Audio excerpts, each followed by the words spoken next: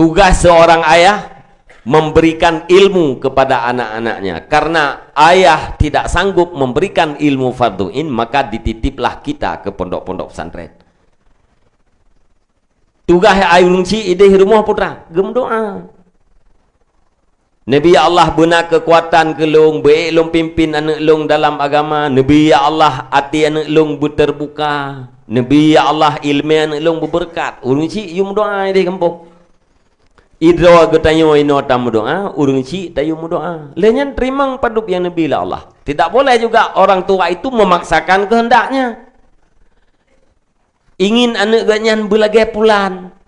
Ingin anak ganyan belagai pulin. Tidak boleh. Tamu doa belagai nyanjut. Belagai tungku pulin pijut.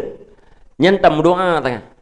Tetapi pu ke dalam ilmu Allah Ta'ala namu tulis atranyan atau hananya hana debu menyerta paksakan kecewa stres ayah bak kepikir-pikir ke gedanya kan lagi yang gak harapkan itu tidak boleh ya.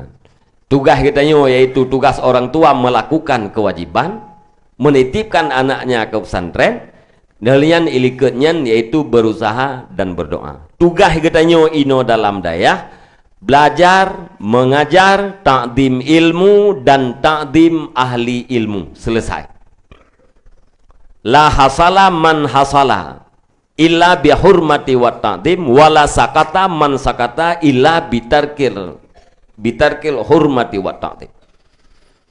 Tidak ada orang yang sudah berhasil melainkan karena hormat dan takdim terhadap ilmu dan ahlinya ilmu.